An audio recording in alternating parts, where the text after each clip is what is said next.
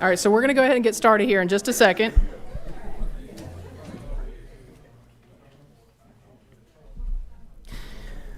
So we're going to start our town hall with a short presentation on the emergency services merger, and then I'll turn it over to our board for questions and answers. It doesn't have to just be about the merger. It can be about whatever's on your mind for the county. So I'm Sarah Fulton. I'm the strategic director for Pender County, and I'll go through this presentation and try not to bore all of you that have, I think, heard it probably before.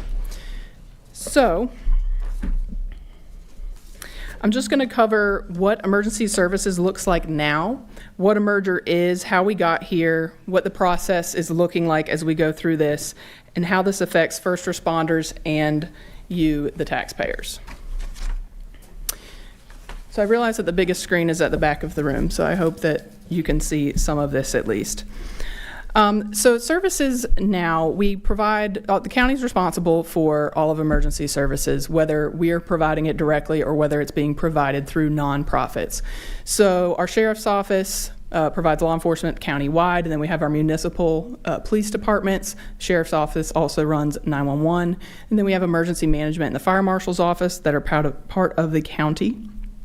EMS is provided by Pender EMS and Fire, as well as Union Rescue. Union Rescue operates one station in the Willard area, and Pender EMS and Fire operates the other EMS stations in the county.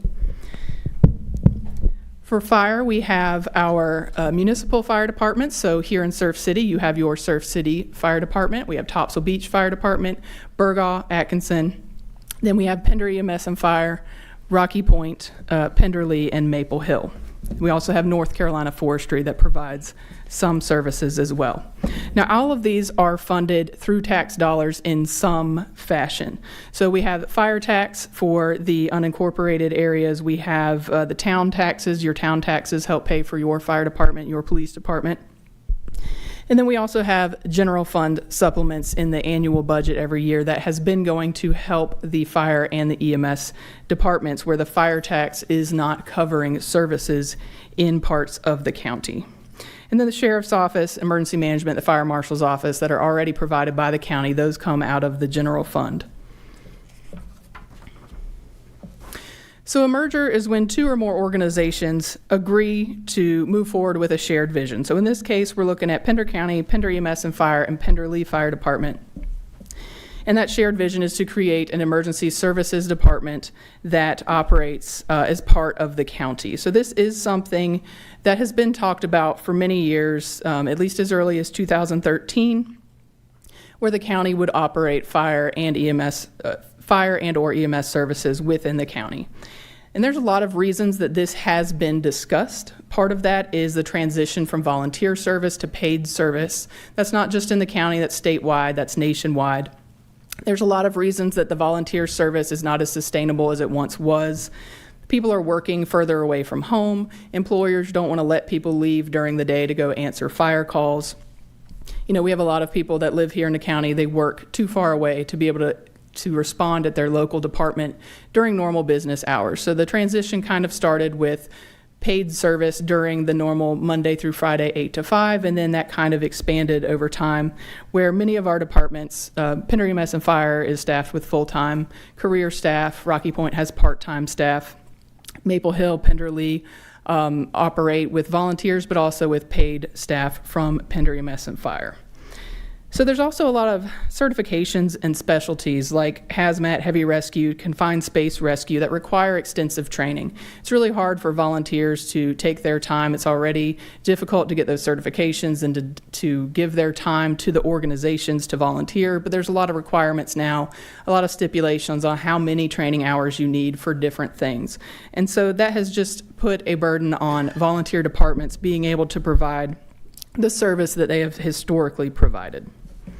So in the beginning of this year, our board started discussing the operating fire again as a county. Conversation came back up, and then in March, the majority of the board voted to go ahead and move forward with fire and EMS becoming an operation of the county, originally with an implementation date of December. Since then, the plan was put in front of the board in June, and that implementation date moved to July of 26. So who's involved in decision making? So we have staff from each agency that is involved. So we do have county staff. We also have staff from Pender EMS and Fire, from Pender Lee, and Maple Hill has also been involved. We have North Carolina Fire Chief Consulting that is helping guide those conversations. We brought them on board in May to help us make sure that we're not missing any of the important tasks that need to be done to make this merger a success. And then ultimately the boards for all the organizations, the Board of County Commissioners, and also the boards for each department have the final approving authority. So this process, what that looks like is we have agreed on a shared vision. That's that memorandum of understanding our board approved in September. And we're working through task lists with work groups. Excuse me as I try to look at my notes and also reach this microphone. So those task lists that we've talked about, I've talked about a couple of times in meetings when I've given updates, is we have work groups for human resources, for finance, for IT, facilities and fleet, for fire and EMS operations, special operations, and we'll have one for volunteers as well. Because there's a lot of tasks under each one of these things that we need to either move paperwork or we need to answer questions. So for HR, we have to answer questions related to personnel, benefits, payroll. For finance, we need to look at all the titles and licenses and insurances. For IT, there's a lot of access, who has access to what software, transferring licenses over to the county. So it seems like a million little tasks that need to be done. And we have work groups working on all of these things.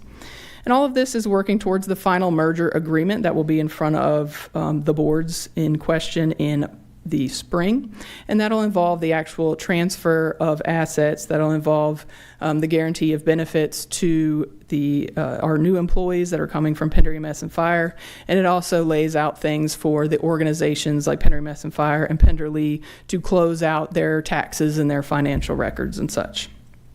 And then we have implementation. So the implementation of the merger, this is not going to end on July 1. There's a lot of things that are going to continue happening as we assess what has happened and how we've done. We need to make a long-range plan for stations, staffing, training, and having ongoing public safety meetings to ensure that response makes sense, that response is smooth, and we continue providing the high level of service that citizens are getting today. So just to touch on the timeline, I already mentioned some of these items, but obviously we're doing the public town hall meetings now. We're working on those task list items, and that'll be going up through June of 26. We're going to have some staff town hall meetings in November and December, and those are important for staff to be able to ask questions directly to those making decisions or to make suggestions.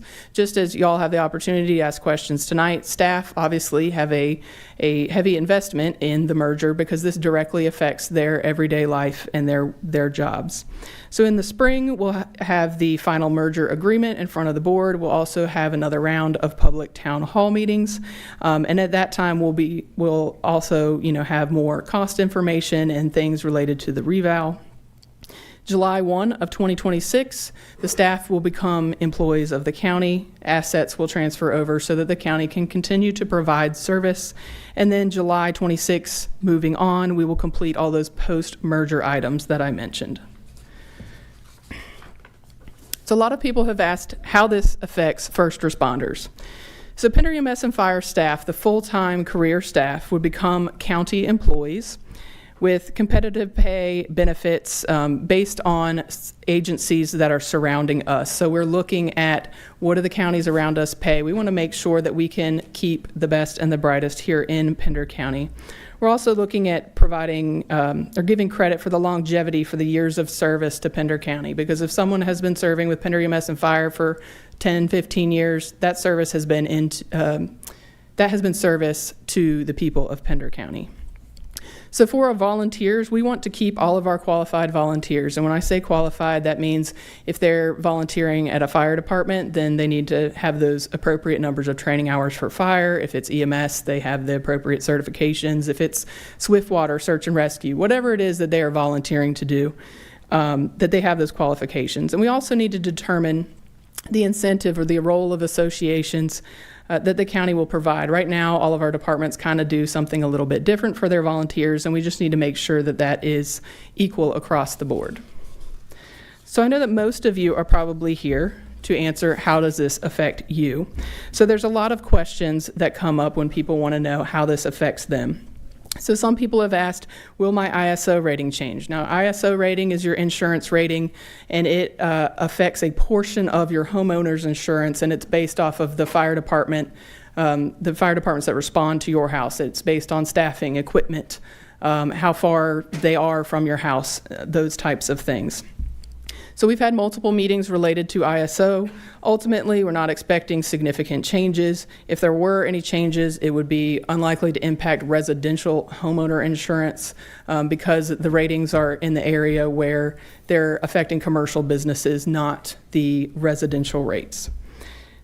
People have also asked if there will still be a fire station, an EMS station near them. If there is a station near you and there is a fire truck that leaves from that station across the street from you, it's still going to be there. We don't have any current plans to change any stations at this current time. People have asked what service delivery will look like post-merger. We're looking at creating an emergency services department that'll include a fire division, an EMS division, emergency management, and logistics and communications under there as well. There's a couple of different ways that this could work, but the reason we chose Emergency Services Department, there are a lot of other agencies that have done this, and it puts one person that has a background in public safety responsible for all of these departments so that they can supervise the operations of all these departments and hopefully enhance communication between them. Moving forward, information will be shared through regular Board of County Commissioner updates. I've provided a couple of presentations throughout this year. Through our webpage, our website, we've created a webpage both for the merger and for the strategic plan. And I will be updating that after we finish the town halls this week. I will be adding some information to the webpage related to the merger based on information that people have asked me to add. And then, of course, as we have updates, I will continue to update those as well. And then social media and news for any big changes. If we have any big announcements, we will try to push that information out through any platform that we have available. So one of the biggest questions that we have gotten is how will this affect our property taxes? So I'm going to let Ms. Blue, our interim county manager, answer the property tax question. We'll go over the cost summary just a little bit. And again, I'm sorry, the biggest screen is in the back of the room, so I realize that y'all probably can't read most of this. But the biggest cost for the merger is the staff salary and benefits, both increasing the pay, and then also we are required to have any of our county staff in the local government retirement system, and there is a much higher contribution for the local government retirement system of just under 15%, I believe, on the county's behalf. So as we're looking at about $1.8 million of increase for salaries and benefits per year, 1.5 of that is due to the retirement and benefits. When we look at the debts and liabilities, there is about $14.5 million of debt that we would be assuming. However, that is already being paid in the annual budget, so that does not include any new debt service to take on that debt. We're looking at asset costs. There's a lot of IT infrastructure, a lot of networking equipment, the door locks, cameras, those types of things. Right now we have that budgeted at $95,000 for a one-time cost. That is if we have to replace absolutely every piece of hardware in all of these stations, and that's probably not accurate. We probably won't have to replace every single piece of equipment, but that $95,000 cost assumes that. And then we would have the network software licensing, timekeeping software, all of those things, because everything is based on technology now. That'll be about $250,000 a year. Now, some of that will be offset by the departments won't be having to pay all of their licensing that they are currently paying. So that won't necessarily be $250,000 additional, but that will be our cost. As far as operational costs, fire, EMS, special operations, training, all of those things are already paid in the annual budget, so that should not result in any significant increases for our annual budget. We're looking at legal costs NC Fire Chief Consulting, as I mentioned, is helping us through this process. That was budgeted at $50,000 one time. And then transferring all the deeds and titles over is also budgeted at $50,000. We're hoping that that is a high number and it should be less than that. On the capital side, we are looking at a new fleet garage. So regardless of the merger, we would have been looking at some point having to build a county garage. Pender EMS and Fire also needed a garage, and then the schools also need a garage. And so as opposed to building 3 separate garages on 3 separate pieces of land, paying for design 3 times and permitting and all of that, we are looking at building 1 combined garage. And that estimate is around $15 million. That was based on a large warehouse that would be similar in square footage that we were looking at for another project. So that has not gone out for bid yet. And again, that would have been 3 separate capital expenditures. So just as a quick summary before I let Ms. Blue explain all of the math, because you don't want me explaining math. As a recurring annual cost, we'd be looking at just under $2 million a year for salaries and benefits, and then about $250,000 for the assets, all of the IT and tech costs that I mentioned. When we're looking at the one-time costs, we'd be looking at about $195,000 for a one-time cost, and then that capital expense of right now estimated at $15 million. So I'm going to turn it over to Ms. Blue now to explain her spreadsheets and to talk about the tax rate a little bit.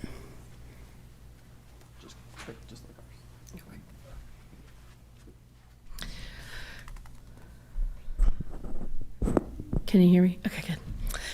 This is just kind of a snapshot of the assets and the debt that go along with this merger. To be clear, the assets are a little over $15 million. That's projected through next year. And the debts are also projected through next year, assuming no new debt. The net of that is a little under $1 million. So that will net itself out to a little under $1 million. The bottom of this slide, there was a question at one of the first town halls that we had about what that would do to our fund balance percentage. Currently, our available fund balance percentage, this is a calculation that the Local Government Commission does to compare us to our peer groups. Our policy is a minimum of 20%, and this here shows we're at 50.5 as of the end of 2024. That's projected to go up, but assuming that it doesn't, and looking at the 2026 budgeted numbers for general fund expenses and transfers additional from EMS and Fire for $16.4 million, that would change our percentage to 44.5. This is a very conservative estimate because, again, 2025, our fund balance percentage is projected to go up, and our 2026 budgeted numbers are much further along than the audited numbers. And you really can't see this one, but I'll give you kind of an idea of what it does. So on the top left is kind of a before and after of this projected salaries. And then you go down the list and it shows the benefits with the health insurance, and at the bottom it does the Medicare, FICA, 401k, and Orbit is our state retirement system. And you can see that the largest increase there is there towards the bottom of that 1.8, I believe. I can't see that far, but so the total of 1.5 is the increase in the benefits, and then the 1.8 is the total of the increase in the salaries plus the increase in the benefits. Over to the right is a super quick and dirty calculation of what the salaries look like and what the health insurance plans look like. The blue is employee only, or the blue is the family plan, and the orange is the employee only. I basically picked the highest plan and the lowest plan and kind of averaged them. So you can see the point is we've done a lot of the math to figure out what this looks like. Again, this is based on the information that we have so far. We are working to gather more information, but there is some information that we can't get until this merger is far enough along that we can get employee specific information. This is just general information. This slide here shows our breakdown for EMS and Fire taxes, and you can see the first column that's in purple is the value of a penny in each district. The green column shows you how much the tax rate in the second column generates based on the value. There's a much larger spreadsheets that go with this, but for fitting on a slide's sake, this is what we got. The green column again shows you what the tax rate generates. The orange column shows you the general fund contribution for each of these departments. And then the total column on the right shows you the grand total of all of the above. What I want to point out here in this slide is fire tax rates were originally created to fund volunteer fire departments. Volunteer fire departments don't pay their people a full-time salary. Well, once the fire departments start employing full-time people, the money doesn't go as far inherently. That's the way that they're designed. So you can only go up to 15 cents. And what I want to point out is down in the very bottom, you can see the fire levy generates a little over $7 million. And the general fund contributes about $7.5 million. So even if you doubled all of the tax rates for each of these fire districts, you still would not come up with enough money to fund fire without general fund contribution. And when I say general fund contribution, I mean your county tax rate. So that's kind of how this conversation comes up so frequently. A lot of people think that this is the first time this conversation has come up, and it's definitely the first time it's gotten this far.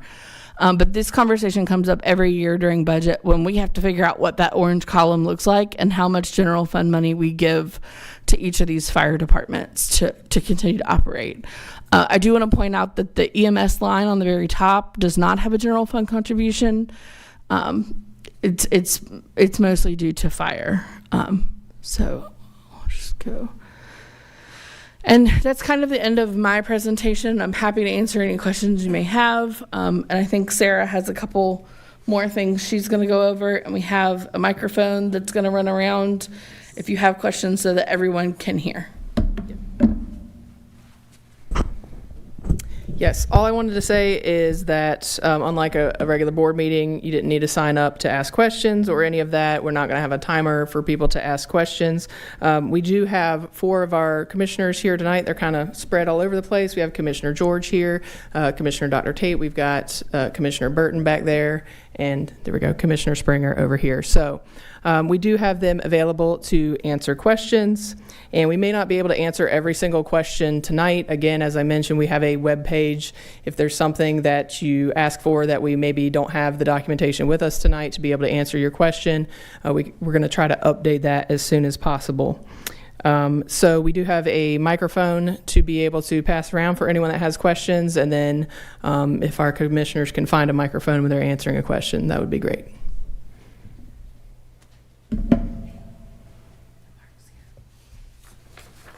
Oh, yes, I'm sorry. We also have Assistant Chief Haraway here with Pender EMS and Fire able to answer questions as well as myself and Ms. Blue.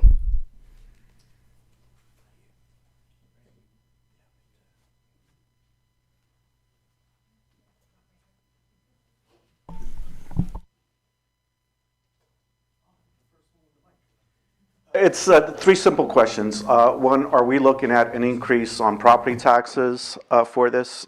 We also get charged on the motor vehicle registration. Are we looking at an increase on that as well? No to which one? Property taxes? Both. To both. Okay. Good. I like to hear that. As far as I go. Both. Okay. Question number 3. This is on the EMS side. Does EMS bill when they provide a service, when they respond? Yes, sir, we do. And those refund rates are pretty well with insurance? Your insurance, if you have insurance, will cover a proportionate share of that bill. Hey, And- Chief, if you would come to the mic so the folks at home can hear you. Thank you. To answer your question. Yes, we bill your insurance if you have insurance, otherwise you'll get a bill, but, we do bill for that service. EMS is something we can bill for. Fire protection, we cannot bill for. Right, correct. I understand that. And those refund rates, how are they? And when you say refund rates, are you On the talking about the insurance rates side, where we like refund you 70%, or? 80%? On the collecting of those bills? I could not tell you. I can look to my finance officer who's in the audience who can tell you how we recoup our billing. I don't have that information in front of me. Miss Sandy, how do we recoup our billing? What is our rate? If you have insurance, we bill for that. If you have insurance, we bill for that. The bill that we send out, of course, we don't get 100%, just like your medical bill. There's a rate depending on whether you have Medicare, Medicaid, or private insurance, but on average, that would be, I think it was $427 is what we get. And we generate about $2.5 million in billing money. Sometimes a little less, sometimes a little more, but What happens if the person doesn't have insurance? if they don't have insurance and they're a county resident, at this point, it'll be written off. That was our agreement with the commissioners when we took over EMS service back in 2003. And do they get a separate bill from, like, for example, ALS, paramedic response, from the hospital, a hospital-based service? They would just get a bill for transport, and then once they get to the emergency room, whatever services they provide would give them a bill for the services provided at the hospital. That's all I have. Okay. Thank you. Just for housekeeping, Mayor Batts, is the red light on or off? On. That means it's on. Okay, thank you.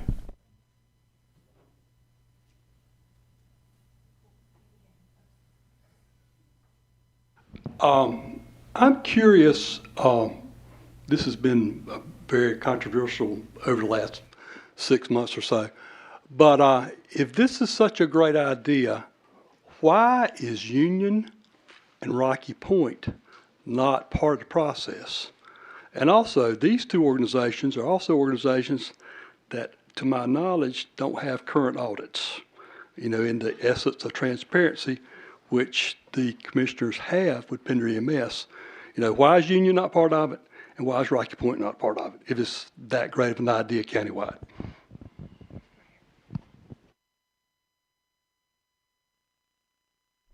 Well, I'll start. I think they have a volunteer base, and I think Rocky Point saves the county over $770,000 with part-time employment in their volunteer base. Not too sure about Union. I know we supported Union in their community being volunteers. A lot of them are volunteers.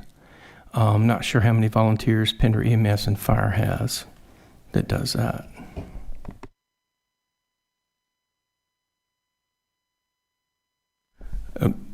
How can I further explain it? You're shaking your head. I don't. I think they're all going to paid staff. Yeah. Well, and eventually, I think. Yes, sir. They're all. Yes, sir. But they just don't. Because I've audited the next place in the past. You done? Okay. So, I think they are paid, but they don't receive benefits in retirement. Is that true? I think they're paid part-time. Correct? I think there's some that, I don't know about health insurance. We haven't done it in a couple of years because I don't Okay. think the audit's current right now. But I do think they did have a lot of part-time people. But, They do. But across the line, everybody's going to paid staff. But to me, if it's a great idea, it ought to be a great idea countywide, and we shouldn't be cookie cutting certain groups out. Well, we fully support countywide. I do. I fully support countywide volunteers. And anybody clapping that don't support volunteers in this county, shame on you. Because I support volunteers. That's how I started. And I'll always support volunteers in this county. Always. That's where I stand. That's just me. I'm just one. And this is not a board meeting. We can back and forth, and we're just having a conversation with citizens. That's what we want. We want things to be transparent and open and nothing covered up. And we want to talk and just be transparent. I think this is a good thing. It's 2025, and I think things are moving like they should. This has been talked about for years, and there's been thousands of dollars spent on studies and things in the past. And I think it's time that we support the men and women that do fire and EMS and give them a good retirement and good benefits and protect their jobs, I think it's time. And that's just where I'm at.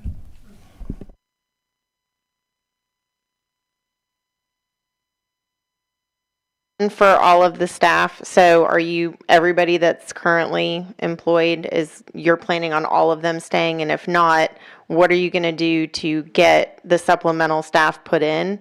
And then how are you projecting for the growth that we're already having right now? Are there any deficits currently based off what you're operating on and looking forward with the amount of growth we have in the county? Chief, that would be better for you. I think we've got deficits in every department in county government as well as the other 99 counties do. We want the best employees we can get, but we got to recruit and retain employees. Yes, ma'am, Madam Mayor, to answer your question, currently, since March 1st, I've lost 44 employees in my EMS and fire operations divisions. And I've got 6 more that are pending, being hired by neighboring agencies. I have, at the last county commissioners meeting, I presented an incentive package in an effort to try to retain employees so that there would be something left in July to transfer over to the county, and that was tabled for further discussion. So no action has been taken on my proposal yet. I hope to be able to bring that back to the commissioners for reconsideration because without some kind of incentivization to keep employees and compete with neighboring communities and neighboring counties and neighboring municipalities, I'm going to continue to lose people because of the uncertainty of this merger. You know, as you saw in the slide earlier, they're not planning on meeting with staff until November, December. So right now, any communications with staff is being done internally. As I get communications through the MOU group, I communicate it with my staff and I let them know what's going on. And as Ms. Fulton said, we work together, we work jointly on that MOU staff committee, and I get that information and we do share it. But still, there is a lot of uncertainty within both of my divisions, both fire and EMS. And there's a lot on my EMS side that don't want it. They didn't want it. They didn't ask for it. As it was alluded to, most of the discussion about this even becoming a merger thing was fire-oriented, fire tax-oriented, fire division-oriented. That's fine. I don't have a problem with that, if that's what they want. But unfortunately, it has caused a lot of operational difficulties within my 2 divisions. There's a lot of animosity between EMS and fire. So, you know, I'm just trying to hold the company together in troubled times. Hopefully that answered your question.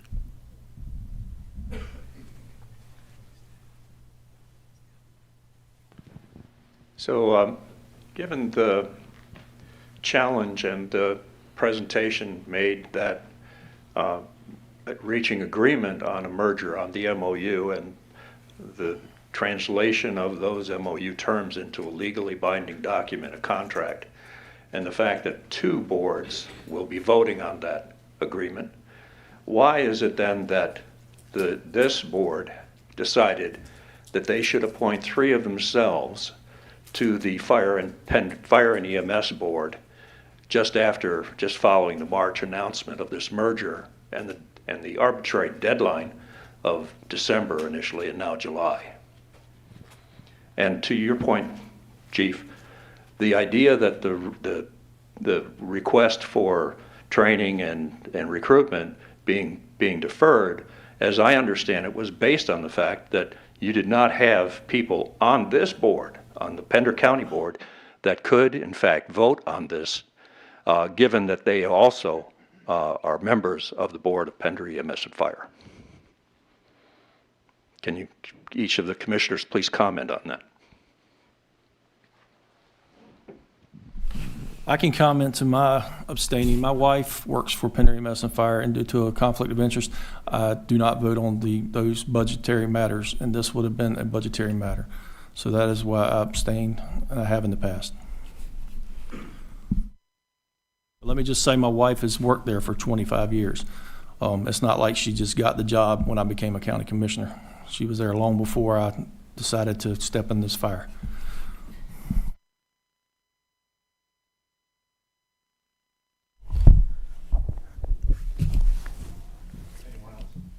Yeah, Mr. Harris, that was a good question, but what I'm going to say to that is, today they had a board meeting where the lawyers are back and forth with each other, trying to figure out whether I'm on the board or not. So today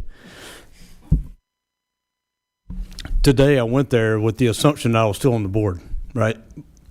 However, after getting there, I was advised by one attorney I wasn't, and one attorney I was. And that's an internal conflict, right? That I'm not willing to even entertain. So I set the board meeting out. Now that said, when I was sitting there in that board meeting, I can answer the question. It may not be favorable to hear or even understand, but you have employees that serve on that board. If you own a company, how many of your employees would deny ordering a new fire truck, whether you need it or not?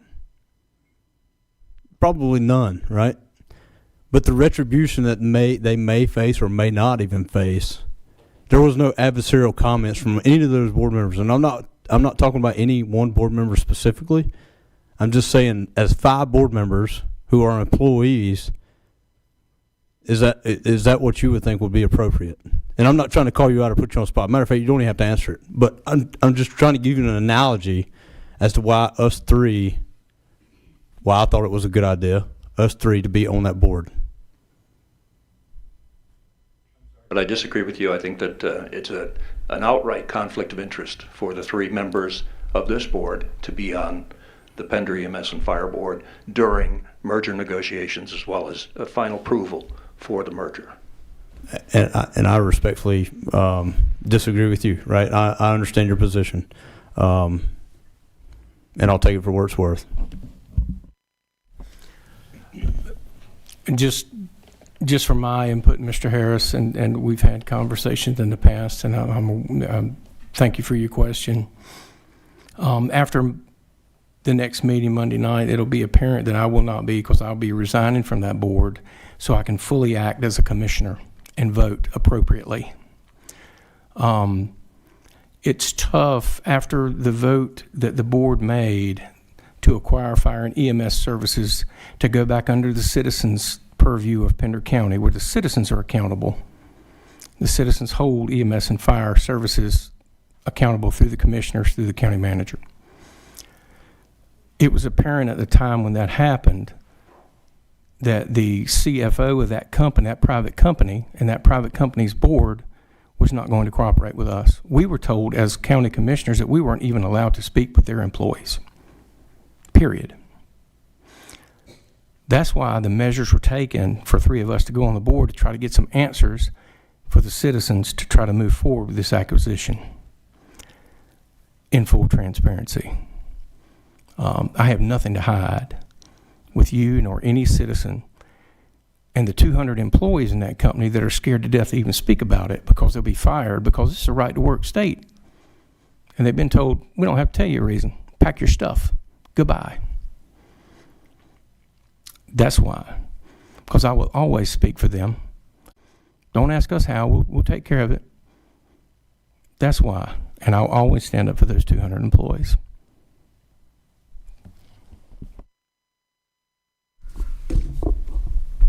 Thank you, Chair Burton, for your comments. I will say, part of those 20 years, I was a commissioner for about 10 of those years. And the reason that we didn't move forward at that time and moving forward was because some of the same concerns I have now. We didn't have all the numbers. We were concerned about the finances and a lot of other measures. And we felt like we need to be very methodical in that process in doing that. Second, to your point that I want to make tonight clear in what you just asked, I didn't have a known conflict that particular night night on last Monday night, and I was positioned to vote on that issue. I do believe that we need to be fair to our county employees, whether they work in the tax office, whether they work in the health department, whether they work in DSS, our sheriff department, wherever they work at. We need to be fair to them, and certainly to our fire and EMS workers together as well. They didn't ask for this merger, but we got to be fair to them now that we're in the midst of it. And that's where I think that I know as one commissioner, we struggle. How do we be fair to fire and EMS workers while being fair to all the other employees as well?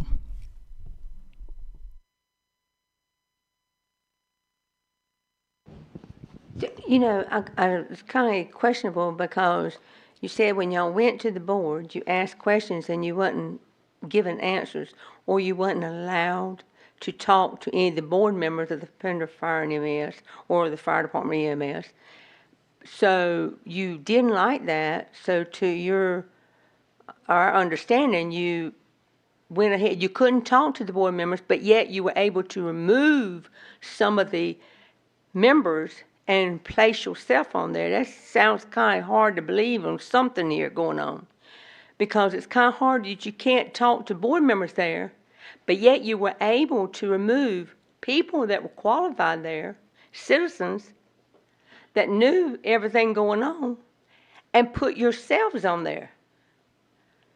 You see how it's hard for us to understand and have trust in that, because you remove people that was already doing the job. You sit there and you say you weren't allowed to talk to them, but you were allowed to remove them. That's what you both all said. It's unbelievable. I mean, I want to know what y'all say to that. How do you answer that? Well, Ms. Saunders, you're incorrect. Oh, Yes, ma'am. You are incorrect. okay. I didn't ask the board members anything. I was told by the CFO of that company, the chief of fire and EMS, that I was not allowed to speak with any of his employees because they were his. Well, I remember at one meeting the other night, Sarah, and I think the world of her, she's good as gold. She referred to you guys as her board. She meant nothing by it except for she works with y'all. I didn't take that, or nobody else, I'm sure, took that in any other way. She referred to you guys as her board, not being possessive, but that's just working with you guys. Mm-hmm. And you guys was fine with that, but yet when somebody else refers to that, because he makes that statement, you have a problem with it. And even if he told you you couldn't talk to any of his board or any of his employees, that's one thing, but yet you would turn around, you could turn around and remove some of the citizens that was on the board and put yourselves there. That didn't stop you because he told you couldn't talk to none of his employees or his board to go and remove them, so why would it have stopped you from going and talking to them? You make my point, Ms. Saunders. I am your board, and you're asking me questions, and we're having a dialogue, and we're talking. Yeah. We weren't allowed to do that with a private company, as you are not allowed. I believe I saw one of them. If I wanted to ask them something, trust me, Lewis can't shut my mouth up, okay? There's no doubt. Yeah. So, and that's my right, and that's your right. That's our right, correct? Yes, ma'am. This is America. Yeah. Charlie Kirk proved it with his life. Yeah, exactly I right. believe in it 100%.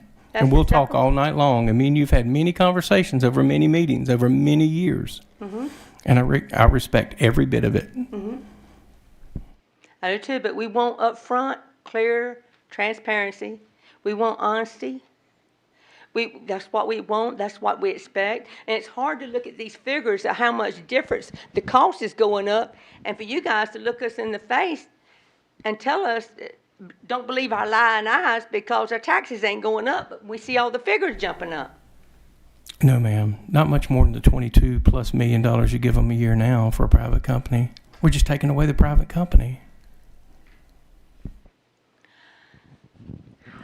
The understanding that most of the citizens I know had was that you met with the chief of EMS and fire, and that was supposed to be a closed personnel meeting. It was turned into an open meeting, and you asked him questions that he could not answer, that his board needed to answer.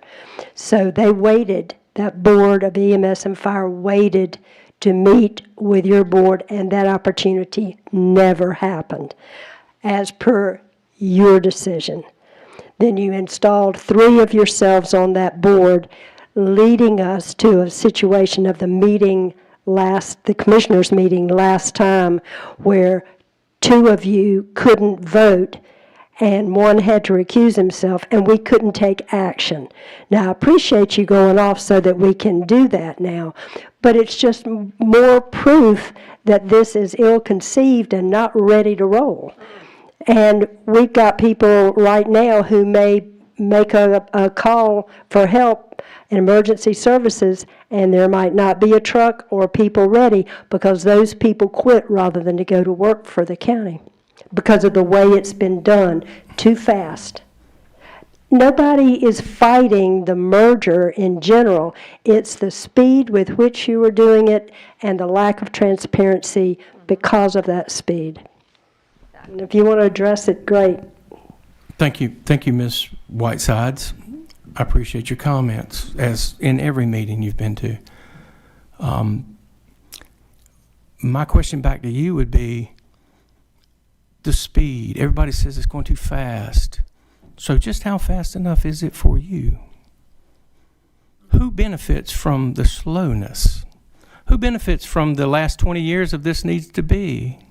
Who benefits? 3 to 5 years at least, at a minimum, for this. The assistant chief who said he's worked on mergers all over the state, and some of them have taken up to 11 years because you're not taking the time to figure it out as you go. And that's why we get situations like we had at the last county commissioners meeting where you couldn't take action because you're moving too fast. Yeah, I would think any senior administrative staff would want to slow things down because it's going to generally impact their positions, not the boots on the ground, not the people that come to your house. They're ready for this tomorrow. I know exactly where you're coming from. I've done the job. I'm not sitting here as a politician. I will never be a politician. I've done the job. I know what the men and women of fire and EMS do. And the men and women of fire and EMS, they want to be taken care of. They want the right compensation and benefit package that each and everybody else gets in this state that they don't currently get. Retirement, job security. You know, you get a state retirement as well as I. And I think they should be afforded the same thing, but not 10 years down the road.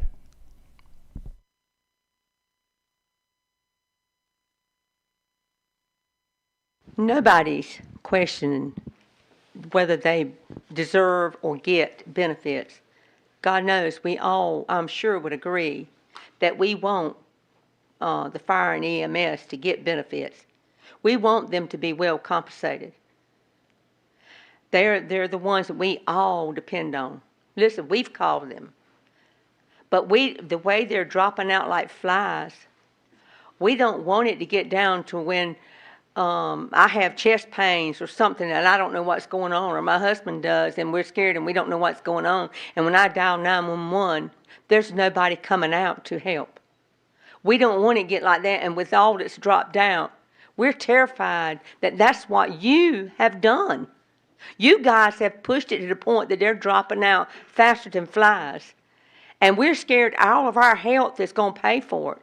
But why couldn't all the benefits been offered to all these EMS and fire people in the positions they were in before without all this merger, like a hostile takeover?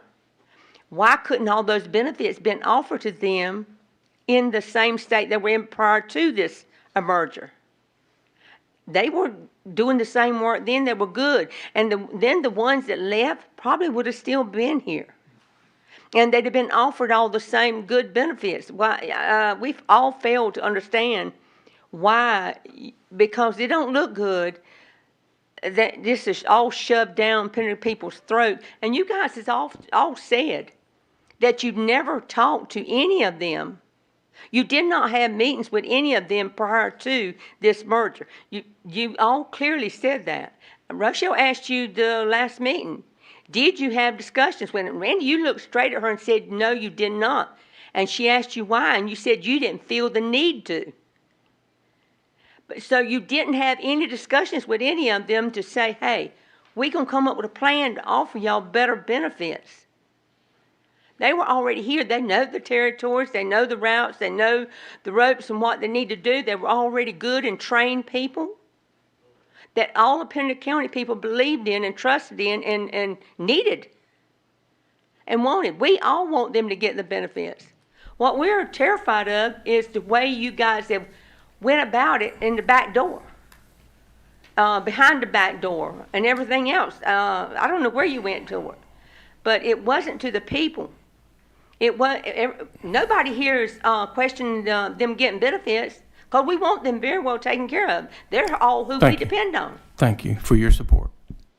But we don't like is just shoving down our throat this hostile takeover, this backdoor stuff, and then on top of it, to plant yourself on the board. That don't look good. That don't look good at all, folks. And we're all leery of it. And nothing that you've actually said in those retrospect has cleared those scared feelings. We're all on the same page as wanting them all to be compensated and treated well. We're all on that same page. That's not a question. So when you go bleeding your heart out with that talk, you're crying to the choir here. We're all on that same page. But we want the truth of what else started this. What's all behind the closed doors? Why did you shove it? Why don't you do like that respectable young chief over there? And I say young because he might be younger my age. Why don't you listen to him? He seems to know what he's talking about. He's there. He's had the experience that probably you guys don't have. And he probably knows a thing or two. Now, you laugh. You may think you know it all, because I have heard, Randy, that you put out there that you were the best qualified to take over Everett Basin's position. Ma'am, I do not want that job. Never have, never will. But I appreciate your rumor mill starting that. No, I didn't. I'm perfectly happy where I'm at. I'm okay where I'm at. Please don't put that out there, because that citizens that are not informed, you're making them scared. So don't do that. I'm making them scared. You're the one that's doing it. I've worked with both Chief Haraway and Chief Graffius in the audience here, and both of those men, I'll let them stand up and speak about me anytime, anywhere. I stand on my integrity and my character.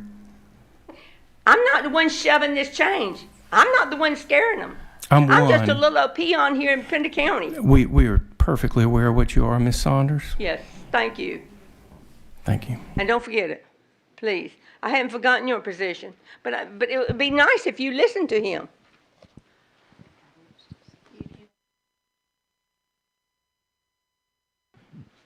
Thank you. I want to thank the county commissioners. I know it's been a tough task for y'all. You're having to deal with a lot of different emotions and feelings. I thank the county staff. Y'all have got a lot of time involved in it, a lot put on you in a short period of time. I spoke back in March when it first was being decided. I don't know if y'all remember or not, but anyway, and I'd suggested, I want to thank you, because one of my suggestions was the town halls. And I think it's very important. I appreciate you going to different parts of the county. And I live here in Surf City, so it's important to me. I did watch the one from over the weekend, in fact, twice, because I wanted to get an idea of exactly what we had. But I do, and I also appreciate the firefighters, the EMS guys. I mean, these guys risk every day, and everybody's here. I think we basically have a same goal. As I mentioned back then, I was for merger. I don't have a problem with it. I just felt like we need to get a consultant and a study to decide how to implement it and how to do it. At that time, I shared with y'all, I had a lot of experience with it in Wake County in the early years, and I've been through it, and I do understand. And I knew the complications, and I hate it because now it's sort of like turned into more of a takeover than a merger, and I hate that attitude because it shouldn't be that way. And when I listened to the meeting, I mean, there was a lot of very much frustration. I mean, a lot of anger, a lot of, it shouldn't have to be that way if people do have a total understanding. A lot of things came to me, though, and that I learned, and I just want to share a few things because I played it twice, and I wrote down as I saw the things because these are important things that I think come up, and the reason that we do need to have an idea and do need to study, and I mean, have some, and don't get me wrong, I'm not going to spend a lot of money on studies, but at the same point, you've got to have an idea, and I mean, I just asked, does any of the county staff or managers here have experience in takeover, I mean, not takeover, but mergers? And I mean, if you don't have it, we need to seek a professional who does, and to help us to implement it, to help us to do it in a timely manner. No, I don't think it needs to be kicked down the road, as y'all said back in March. It does not. It needs to happen. It needs to be done. But there's a time frame, and cost-wise, and knowing exactly where we are that we need to know. One of my major concerns that really came up, and I'm going to share several right quick, and then I've got a bunch of questions in here, so it's not just me talking. I was stunned to learn at the last meeting about the bond issue, about the $178 million bond issue that was presented to the voters that, that we've only spent, all of it was $34 million was spent, and it's basically on one school. And I have a lot of concern for that because, I mean, those estimates, and I heard, and I'm going to give you some of the excuses I heard, not just on that, but on everything as far as numbers, budgets, why we don't have exact figures, why we don't. In fact, I'll go ahead and tell you, I heard steel restructuring, spreadsheets with estimates, COVID was the reason, gap and cost overruns, unknown with tax evaluation. I mean, I heard several terms that were used that we don't know the exact figures. We don't. And you won't. I've been through it. I know that. And that's why all I said was I'm not saying not do it. I think it needs to be done, and you can do it in increments and with time frame. But there's going to be a lot of cost, guys. And the citizens of Pender County, I'm a taxpayer. We don't need to find out like we've got projects. Of course, I'd like to know where the other $34 million is going to be spent that was left. Really, I mean, what's it going to be spent on? We had part of a garage for, I think, the school system then, cafeteria, and I heard there's another school and there's another project. But, I mean, we need to really look at this and get better estimates. I'm in construction. I've been in it for many years, and as well as a long EMS history. But I know cost and know how you get estimates, know how you get escalation put in there, and you try to get an idea. It might be all some, but this is way off. And what scares me is knowing where we're looking at with the cost, not really totally knowing. If you get a $2 to $5 million increase in cost, it's not just this year. It's going to be forever. It's going to keep coming. I realize you got the one-time cost and understand that, but payroll and salary, it does. But that's a real concern for me. Do we know the exact cost of each? I mean, and another question I had was, are y'all intending on fixing the tax rates going forward? I mean, because we need to know. I'm a businessman, a manager. I need to know where each one of my branches have 4. I need to know where each operation is, whether we make money, whether we lose money. This county needs to know exactly where the money's been spent. What are we doing? Where are we at? I heard that, I'll just give you an example. I heard the state fire organization was, I think, paid $50,000 for some consultant, and I appreciate and understand it. My question, that's just part of it. How about the EMS side? Did anybody get an EMS consultant? I mean, I'm just asking. These are things totally that need to be done. Regarding the $15 million for the Fleet Center, I mean, I highly suggest that we get a consultant to give us an idea what you do need. I mean, it may be that you need a smaller oil change system on each side of the county. I mean, are we going to pay labor to run every vehicle back to the main station to get service at a garage? And what's it going to cost to upfit the garage? What's it going to cost to staff it? I mean, totally, these are costs that need to be, assessed and known, and not just a guess. And I mean, it really needs to be done. So I hope that you may want to look at that before you look at that, doing that. I feel the need and I understand it, but I'm just saying what's going to be the most cost effective going forward for this county. And these you're going to have your grandchildren and your children. I mean, it's not going to affect us much. It's going to affect them. And we want to look to the future as far as where we are. Couple things I heard that I know there's a lot of emotions, and I hate it because these meetings shouldn't be about politics. It got into it, and it should be objective. Everything here should be objective about the purpose and what we're doing. But I did hear several things that did concern me. I did hear the one, I heard it partially answered a while ago, but example, I heard as far as a displeasure with, not getting the information. And my question is this, when the information is requested from Pender Fire and EMS, was the information requested from the other agencies at the same time? Did you ask for information on the other employees? And I realize there were a lot of volunteers, but still, what's the difference? I mean, I'm just asking. I'm curious. And, I do have a concern. I heard mentioned a while ago about audits, and that was one of the questions is, I don't know who's auditing who isn't, but I'll be frank with you. If we're giving tax money to these organizations, we need audits done on these organizations every year. It should be required. And I hope going forward that we do. I mean, you can't change the past, but we sure can going looking forward. I heard one reason for the merger was offering retirement rather than a 401 deferred compensation that's offered now. I'm just asking y'all, the state of North Carolina it was the biggest private employer in the state of North Carolina, did away with the retirement system 2 years ago. It's not offered. The new genetics, they don't want it. They want the money. They won't going forward. They're supporting the deferred compensation, and that's what they're doing. Do we need to look at that as taxpayers going forward? But I knew that was one of the mentions that was suggested, and I'm just wondering, I mean, we're sitting here with the big state employees don't even get it. I mean, why would we do it now?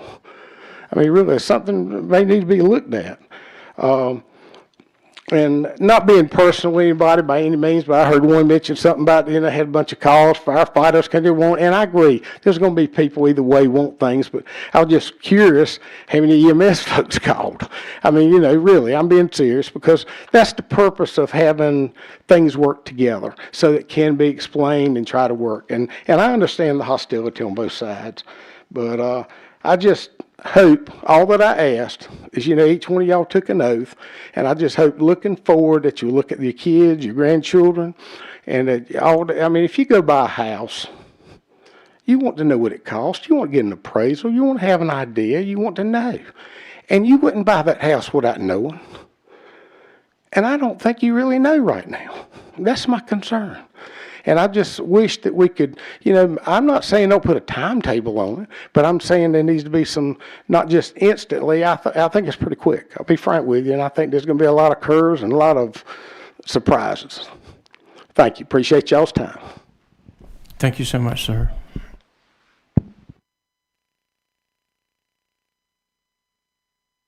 The citizens at home need to hear you because this is memorialized on video.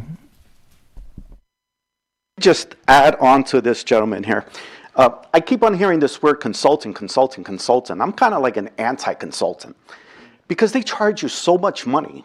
And at the end of the day, it's us, the county taxpayers, are paying for that consultant to give you information that you probably already have in front of you. How about we go out to, like you were talking about maintenance, oil changes and stuff like that. How about we go to these department heads, supervisors, managers, and ask them for these figures, ask them for these numbers. Put a commission together. Give them a 12-month, I need this information within 6 months, 12 months. If you don't have the guys, I don't know, maybe you offer them overtime. Offer them an incentive. Consultant is going to charge you thousands, if not millions of dollars to give you information that you already have in front of you. You just don't know how to look for it.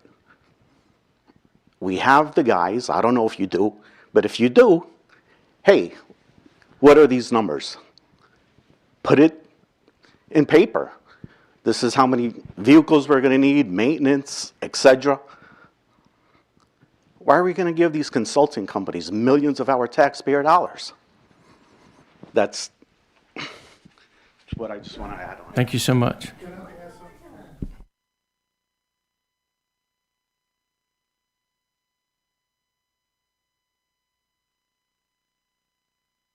And I'm not a big fan of just going out and getting total consultants. What I mean is somebody who has the experience. They are trained for that. Most of you big cities and things are doing that. We are now a big county. We're going to become a lot bigger county. And we need that professional guidance to know where we're heading. Just to give you an example, we had $178 million school bond, and we've only got $34 million left, and we didn't build but one school. The 5 projects didn't get done. Where was the money? Mr. Broadwell, let's address that for a second because we got the perfect time to do that. Commissioner George sat on the school board for over 10 years and helped with that bond, and he's now a county commissioner, and I think he can speak to that and help you out. I've left since they adopted, or since the school bond started. I do know there was some additions made to the current school that drove the price up for seats. Commissioner Springer's been there since I have, so he may have more information on that. The bond was not, if you read your ballot, it did not say what projects were going to be on the bond. There was, the presentations did give you what the hope was of what was going to be paid for with the bond, but the question on the ballot is for school construction and maintenance. It doesn't give you specifics. So the main part of that bond prioritized was the K-8 school at Hampstead, which is it'll be the biggest K-8 school in North Carolina when it's done, because of that area needed it. The second priority on that bond was changing the current Topsail Middle School into what's called a 9th grade center. Some parents don't like that because they said it kind of takes their kid away from high school. So that's what it was for, was to take 500 students out of the high school that was built for 1,400, that currently has 1898, I think is the current enrollment number, is to take the 500 freshmen out of that, plus some other courses and classes, and move it over to the middle school. So $16 million at that time was to go to that renovation and to bring that building up to code and standard, because DPI, once you go back in, it's kind of like if you remodel your house, you got to bring it up to current code if you get the permits. So the same way with school, if you remodel the school, upfit a school, it's got to be brought up to the current, DPI, NCDPI guidelines. The third priority for that was additional classroom space at Rocky Point. Rocky Point was elementary. It is elementary. It was primary. It's elementary school now. It was that additional student space there. So that was all the first 3 projects were all about student seats. Those were the ones that everybody was hoping would get in the money in the original $175 million or whatever it was. From there, we went to Burgall Middle School for a cafeteria upfit rebuild. And then from there, they went to Central Services and the bus garage. Those were the last 2 on the list because, in all actuality, every bond that I was ever a part of at my 10-plus years there was 2.5 of them. There was always never enough money to get all the projects that you wanted. So the ones that didn't affect student learning or student seats were at the bottom of the list. So those most likely will get cut out. With the $34 million that hopefully is left over, if that's what they come up with, it should be, the Topsail Middle School should still fall in there, and the Rocky Point addition. The school system has applied for a grant with the state to try to help offset some of the costs for the Burgall Middle. They have a plan that they would like to pursue with the Burgall Middle School and West Pender Middle School, consolidating those 2, which would alleviate the need for the cafeteria upfit. So that's where I know the money was originally intended to go, and I think it's still, those priorities are still in line, I think, with the path that it was originally intended. I know that doesn't answer the over cost, the price overruns. You live in Pender County, probably 98% of Pender County is swamp and wetlands, or at least it feels like it is. I do know that there was a lot of extra money went on. I don't know if you rode out Highway 210 when they were loading that foundation, but a lot of costs went into loading that foundation with 20 foot of dirt at the size of the building to get it so it was buildable, because that was at the time in Hampstead, that was the most economical piece of property that we could buy, and I was on the county commissioner's side when that happened, to build that school. There probably won't be another school built in the eastern part of Pender County because of the price of land. So that's what I know about the cost. I want to. Yes, sir. I'd want to clear something up that most citizens that you speak with, and nothing to their detriment, a lot of citizens you speak with don't know what the word bond means. And I want to speak to that just a second. I think that the government should come forward to say, yeah, I support our children's education and our support taking care of our kids, giving them a place in an institution to learn in, because that's our future leaders of our country. But when you use the word bond, we need a bond for a school, you know, you need to pass this, please everybody go out and please. But what the folks need to understand is please vote for me to raise your taxes on the amount it's going to take to build your school, because we're going to raise your taxes. The bond should be done away with. That's a political term. Put it on the referendum. This school is going to cost $300 million, $500 million, and this is, do the math, under 70,000 folks or 40,000 adults that pay taxes in this county. You're going to split that money and you're going to build this school, and it's going to cost you, that $178 million is going to cost you 9.25 cents on the 100, just like it cost. And that's where I'm at on a bond. I support our children. I support doing that. But we need to be honest and transparent when we sell something to the citizens, the voting citizens of this county, about a bond. No. How much do you want your taxes to go up? And I think that's a hot topic in the geographical area I'm sitting in tonight. How much you want your taxes to go up, to spend, to build, to support the infrastructure and whatever we need to do for whatever we need to do it for. And that's where I'm at. I'm not for or against. I look at each time, and if it's needed for our kids, and it is, because we're the second fastest growing county in the state, we need to build some schools. That's fine.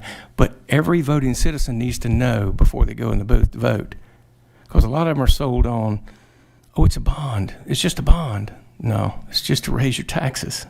So I would just like to speak briefly to that. By general statute, that has to be on the ballot. So on the ballot, it had a tax range that it would have been in. So if you read the ballot and just didn't go in there and circle the dot, you read in there that there was a tax implication. Am I correct, man? So it's on the ballot that you're going to get a tax increase.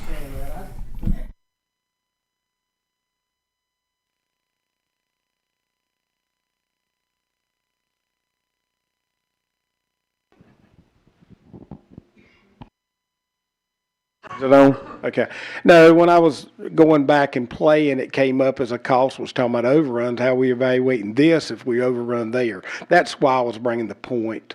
I mean, we've got to do a better job of, having some estimates and getting ideas and getting some firm estimates with escalation implied, be done with it. Thank y'all. I think Mr. Kennedy had a question. Thank you. First, I'd like to thank staff or the county for coming over to Surf City. It's greatly appreciated. And I apologize not being informed as much as I should be probably on this merger, so that's what my question is going to be directed toward. And it's going to be a three-part question. My first part question would be toward the county manager, please. I heard mentioned that we pay, as a county, $22 million to the current model of fire and rescue. In your opinion, are we able to use the same $22 million and complete this merger at that same cost? And if not, where do you anticipate that money to come from?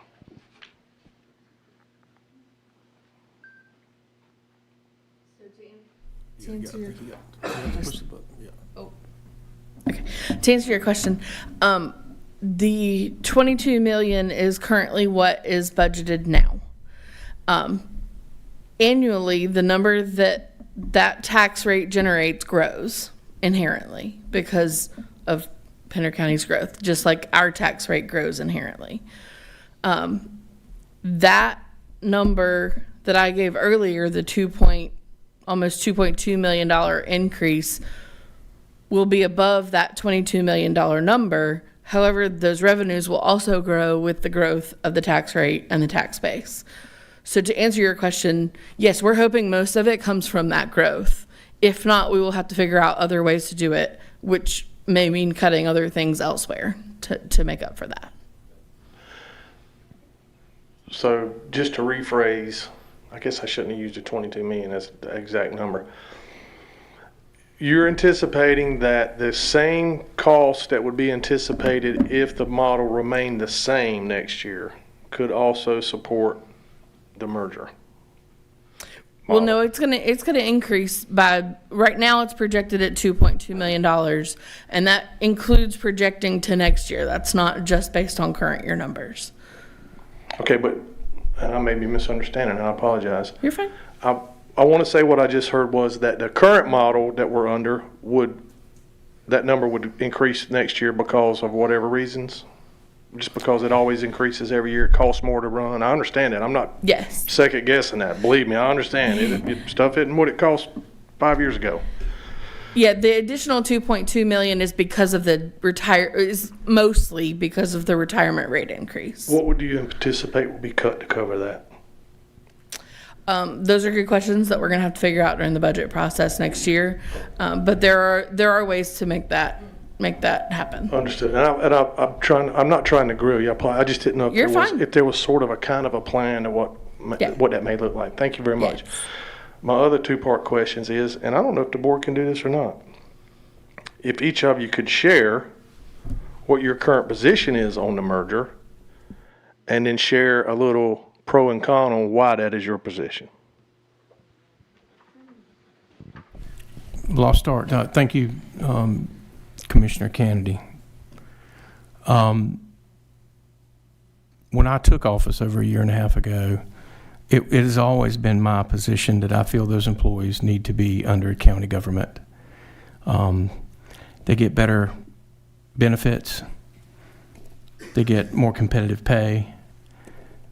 They get to come to work and know their employment protection is there. I'm a retiree from local government, fire and rescue, EMS, and law enforcement, such as yourself. From the state side, there's 2 state and local government retiree systems. And I think it's better all around when you, the citizen, have direct accountability and input into the services you're getting as a citizen, as an American citizen, which are your safety and security, the 2 top services that you receive. Just like your municipal fire and rescue response you have here at Surf City that are municipal employees that have great benefits, have retirement. That's my position. And I've steadfast had that position since I took office. I've not come lately at that. I've always had that position. I've had talks with Chief Woody Sullivan years ago, Commissioner Williams years ago. This has always been talked about. Yeah, we got to do it. We need to do it. And then when I come in and we started to do it, well, slow down. Let's kick it. Hold on. It's going to take a few years. No, we just need to do it. And that's just my position. That's where I'm at with it.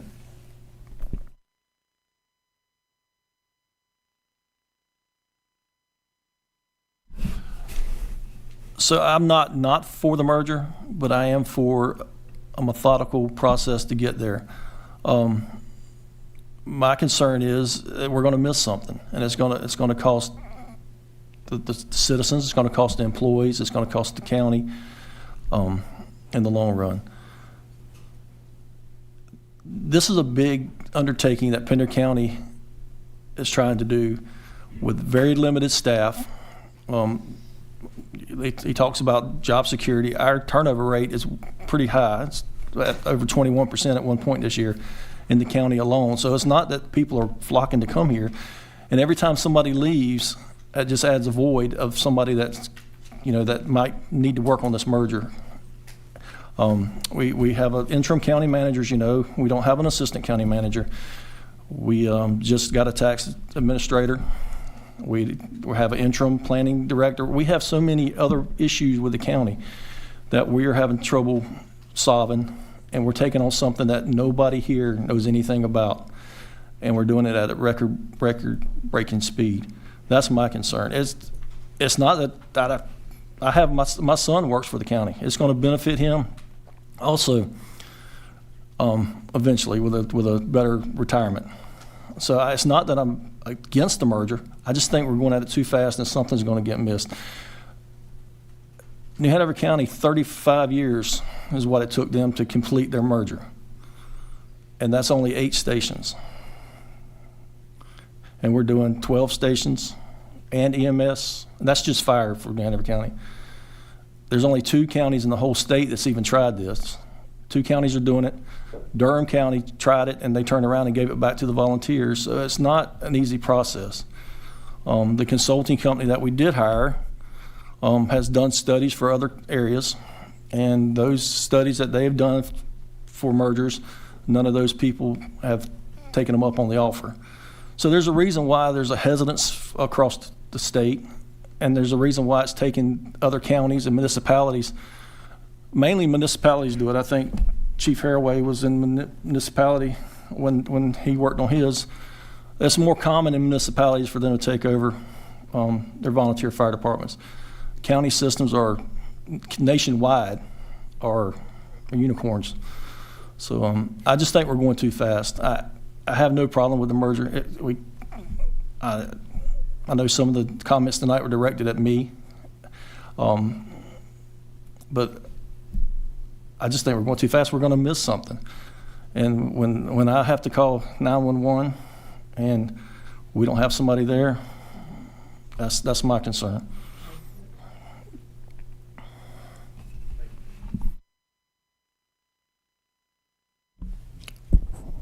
Mr. Kennedy, that was a good question, but the way I'm going to address it is I'm going to address the pros. The pros is we probably got some of the best people working on this outside the consulting world. We got Chief Haraway, who's been through this numerous times.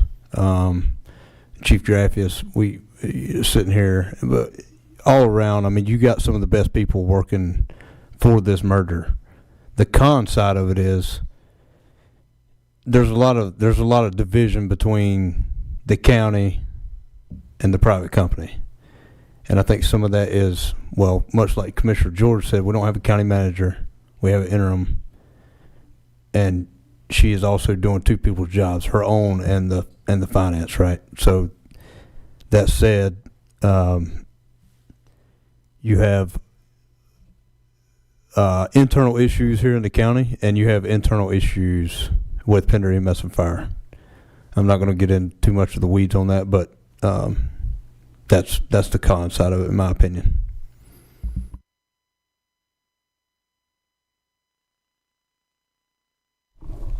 Commissioner, I think you posed some very good questions tonight, and I think you really answered in your clever way of asking that question my response to that, and that was that my position have always been, even going back 10 plus years ago, well actually longer than that, 2016, probably almost 20 years ago, is that we certainly need to entertain this.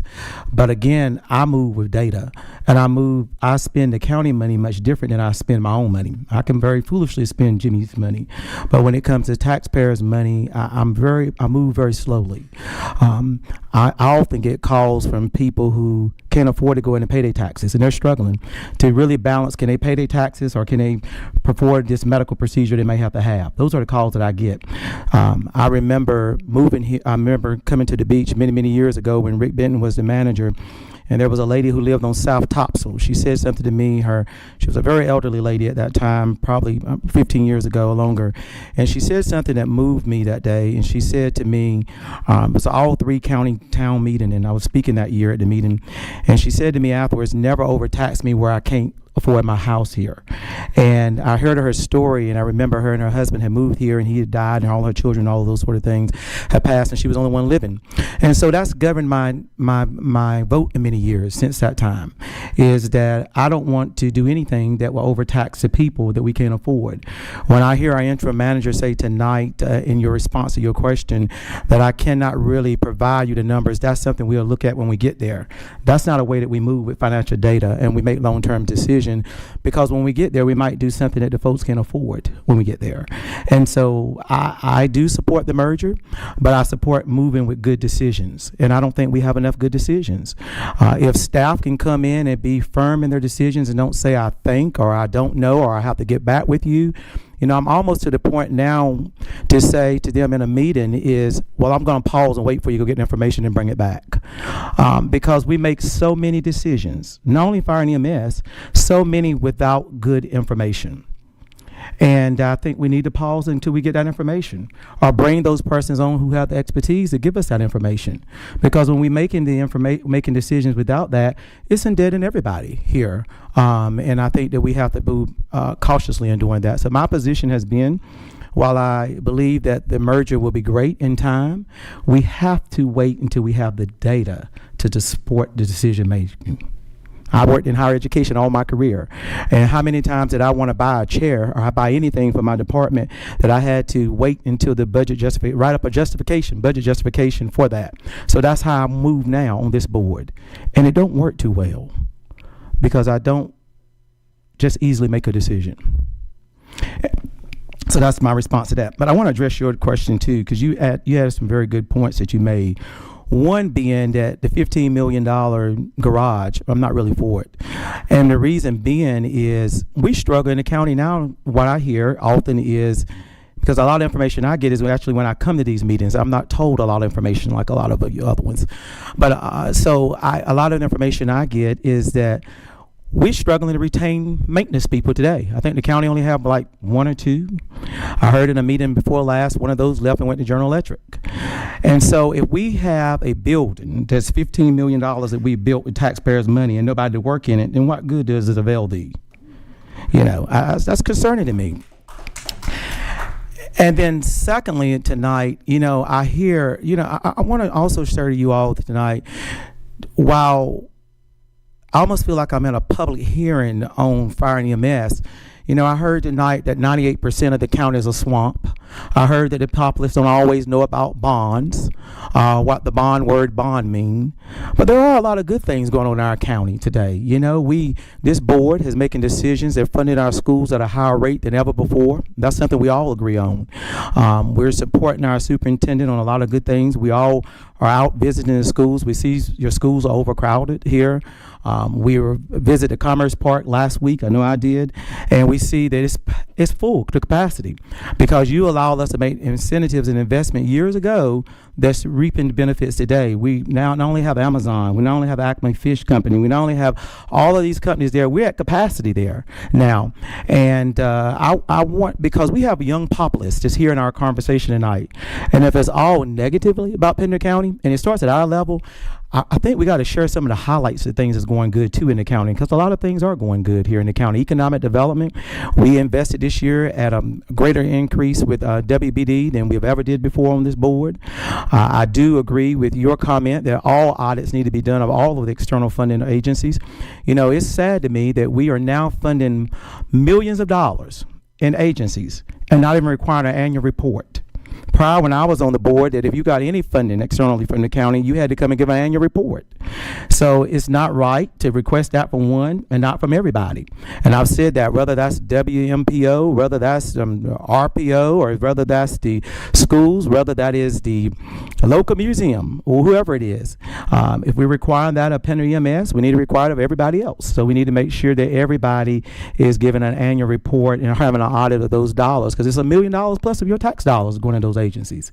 And so I do share in your comments. I come tonight from Willard to gain information from you all, and I'm going to a Buffalo Bill game here in Surf City. I'm going to probably stay here tonight in Surf City when I leave, you know, but I'm really gathering a lot of information to take back with me, and I really appreciate all of you all being here tonight. It's so wonderful to see 3 of your elected officials here tonight to give us information here too on the island to take back with us. So continue to share that information with us this evening. But I do want to leave this. There are a lot of good things going on in Pender County, not just the negative part. Thank you, Dr. Tate. I appreciate all the conversation and the questions and the dialogue tonight. I do want to leave you with one thing, though, that's kind of sad to me. It's kind of sad that we don't have a room full of citizens. We have some citizen activists here. We have some citizen leaders. We have some county leaders. We have some company leaders. EMS and fire, we've got 2 administrative leaders here. Got some town of Surf City elected officials here.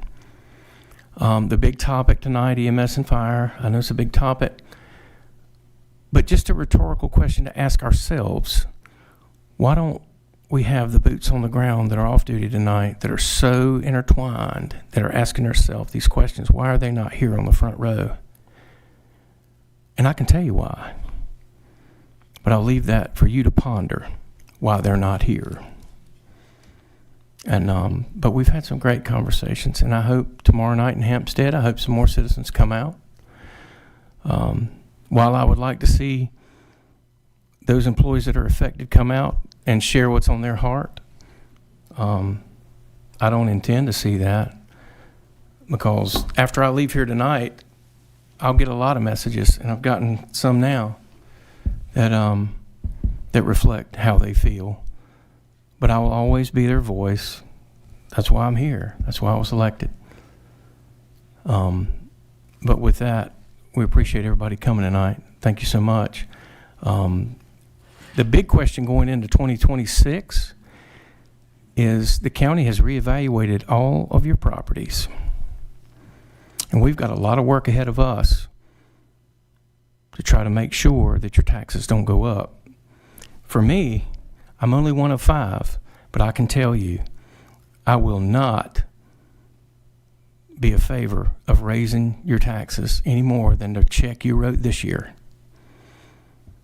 Now, I'm going to say that. It's going to be a lot to work through. If you've built 14 garages on your vacant lot and stuff like that, it's been reevaluated. That's something that the tax department's got to work through.